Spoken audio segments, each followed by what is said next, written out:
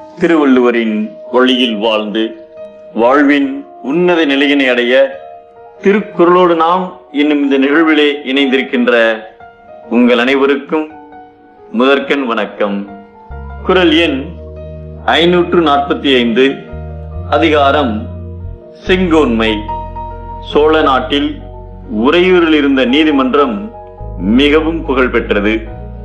ஒரு நாள் 2 முதியவர்கள் ஒரு வழக்குடன் அங்கே வந்தார்கள். அப்போது நீதிமன்றத்தில் நடுவர் இருக்கையில் வயதில் இளையவரான சோழ மன்னர் கரிகாலன் அமர்ந்திருந்தார். அவரை பார்த்ததும் 2 முதியவர்களுக்கும் பெருத்த ஏமாற்றம்.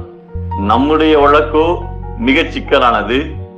இந்த சிறுவனால் எப்படி இதை ஆராய்ந்து நல்ல தீர்ப்பு வழங்க முடியும் என்று தங்கள் மனதில் எண்ணினர்.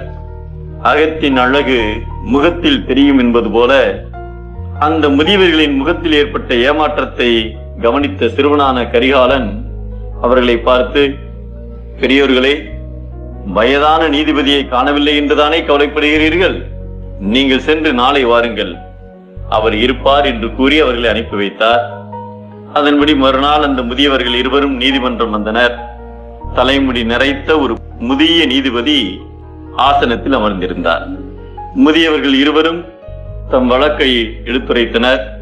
அவர்களின் சிக்கலான வழக்கை நன்கு விசாரித்து ஆராய்ந்த நீதிபதி அனைவரும் வியக்கும் வண்ணம் ஒரு நல்ல தீர்ப்பை கூறினார். தீர்ப்பை கேட்டு முதியவர்கள் இருவரும் மிகுந்த மகிழ்ச்சி அடைந்தனர். பின்னர் அந்த நல்ல தீர்ப்பை கூறியது நரைமுடி தரித்து நீதிபதி ஆசனத்தில் அமர்ந்திருந்தது இளைஞனான சோழ மன்னன் கரிகாலன் தான் என தெரிந்ததும் அனைவரும் வியப்புற்றனர்.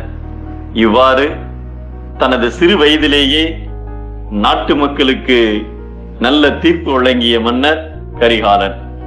அதனால் அவரது ஆட்சி காலம் முழுவதும் நீதி வலுவாமல் நல்லாட்சி புரிந்தார்.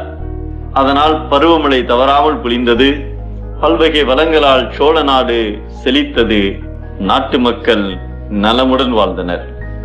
நீதியோடு ஆட்சி புரியும் மன்னரது நாட்டில் பருவமழையும் குறையாத விளைச்சலும் சேர்ந்தே இருக்கும் என்பதை இயல்புலி கோலோச்சும் மன்னவன் நாட்ட பெயலும் விலையிலும் தொக்கு என்கிறார் நம் தெய்வப்புலவர் திருவள்ளுவர். நீதி இல்லையெனில் வறட்சி, நீதி இருப்பின் வளர்ச்சி.